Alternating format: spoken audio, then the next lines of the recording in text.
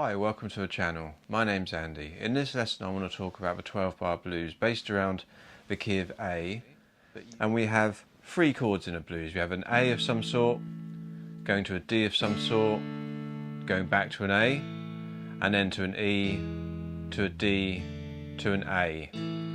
All the chords we're going to use are a type of major chord, but major chords don't sound bluesy. They're very nice sounding chords, they're very happy, very bright sounding, but they don't have a bluesy sound to them at all. So we need to adjust them and turn them into what's called dominant 7 chords. These chords are written as something 7, so A7, because we're in the key of A today. There's our A major, and it's a very simple way to establish this chord. All we do, if we've got the right finger, which I like to use, which is first finger G string, second finger D, third finger B, we just take our first finger off. And that gives us A7, or A dominant 7 is the correct name, but A7. And you can hear it's much bluesier sounding now, it's got tension in it. We can go up to your high E string, but make sure we don't play from a low E string. So compare it, there's major, nice, happy, dominant 7, much bluesier, much cooler. So that's A7, so it's just an A major chord, but without the first finger. We can also add this little finger on top, and that's quite nice to lead us into the next chord, which is going to be a D of some sort. So there's our normal D chord,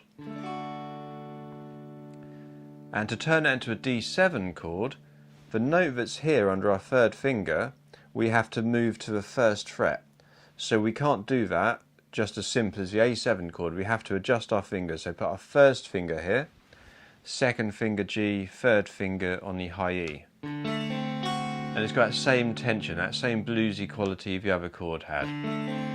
Sounds really nice, sounds really interesting, much bluesier sounding. So I always visualise a D chord. It's kind of like this diamond, D for diamond. It's got a jagged point to it. We're just reversing the way the point is pointing. So it's still that D kind of diamond shape, but backwards. D, D7. So first finger, second finger G, third finger E. So to go from those two chords, A7, so think of it, your A chord, take your first finger off, to D7. That's a very quick, smooth change, which is useful because we use the A7 to D7 a lot in these blues chords, in these blues changes. So A7 to D7. So it's just dropping your second and third finger down one string each, from the D and B string to the G and E string, and adding our first finger to make it the D7 chord. Back to A7. And in the beginning of the blues, often you'll have 4 bars on the first chord, so 4 bars on A, so each of those is a beat, 2, 3, 4, this is the third bar, 4th bar, A7, then going to D7, there's our D7 for 2 bars, back to A7, and that's 2 more bars before we get to the final 4 bars. But what we can do, and depends on the song you're playing, but if you're kind of improvising with a mate and just jamming some blues stuff, you could often do this. You can go A7 for 1 bar, straight to D7 for 1 bar, back to A7 for the 2 bars before we go back to D7 for 2 bars, and then D7 there. Okay?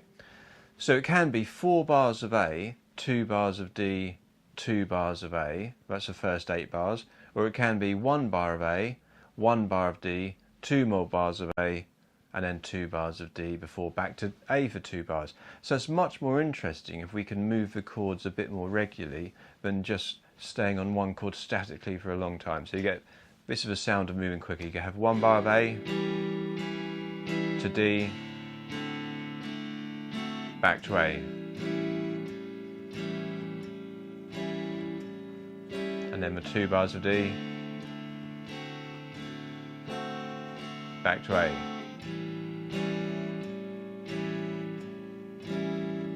And what I'm tending to do, I'm not hitting every string on every strum.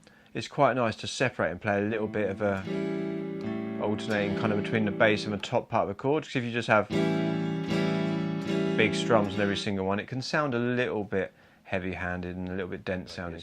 But it can be very simple: 1, 2, 3, 4, 1, 2, and 3, 4. D7. Or it can be. Add a few mutes in. 1, 2, 3, 4. You can do simple strumming. 1, 2, 3. Just get used to moving those chords around.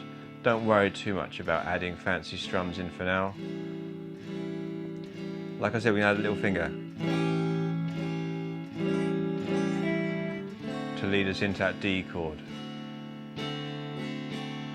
2, 3, 4. 1, 2, 3, 4. 1, 2, 3, 4. Just go between those two. So the third and final chord we need in the sequence is an E7. So there's our E major chord. Nice simple chord.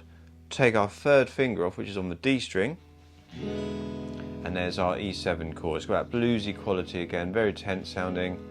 Exactly what we need for a blues sound. We can add our little finger on the B string here. Try and get a bit close to that fret. And then that gives us a higher voicing for the E7.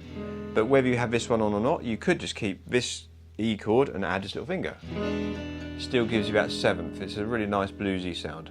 So you've got open string, little finger on, or just little finger on. It's just all the same chord, just different variations on it. And the final four bars of a song goes E7 for 1 bar, D7 for 1 bar, A7 for 1 bar, E7 for 1 bar. So make sure you can move all the chords really smoothly. The last 4 bars is a really good way of practicing the changes, because that's where we have the most movement. We're not just staying on static chords for long periods of time. We've got a bar of each, 1 bar of E, 1 bar of D, big jump to get your fingers in position, slide down to A, everything just drops down 1 string, there's your E. And then you're back to A to the beginning.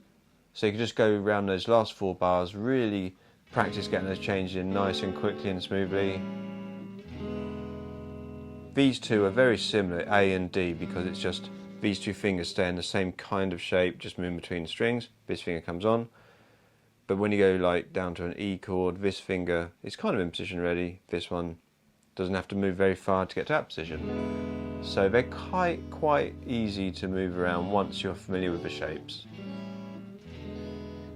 We can add some little extra fingered notes and stuff, but I'll do that in another lesson.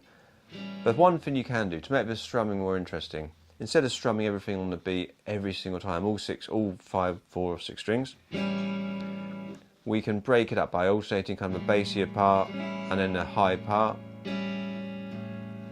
So up some of that, just going 1, 2, 3, 4. Or with open chords, as long as you stay within where your fingers are. So on this A chord, we don't play the low E string. So you can pick any of those top strings will be within the chord. So we could strum the first beat and then do a little picked.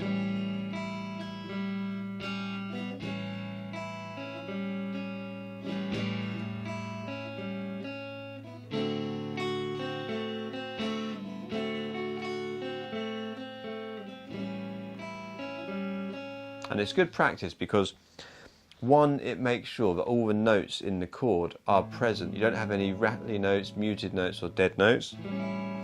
Also, our right hand has to be precise. If you're thinking, I'm going to go up the chord, but then come back down, picking the E string, B string, G string, or maybe E to B, back up, and just go between those two.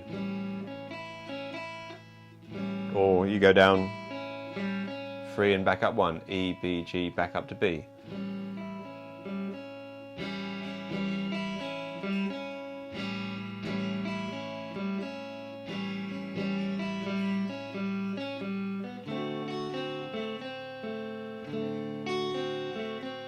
It's a very simple principle, but it can sound really nice and effective, much gentler than just sort of hitting big strums on every chord. But you can play around with it. The blues is about expression and about you're free to improvise things within a blues as long as you stick to the structure. There are different ways of playing it. There's no set, correct right or wrong. This isn't learning a song. The blues is a style of music, and there's lots of genres, subgenres within the blues.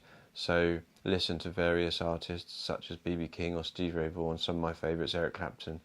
There's dozens or hundreds to pick from. Find your favourite. You probably know some already.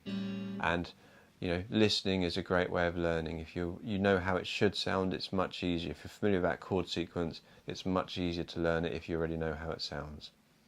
So, I'll do another blues lesson soon. If you've liked it, please like and subscribe, and I'll see you next time.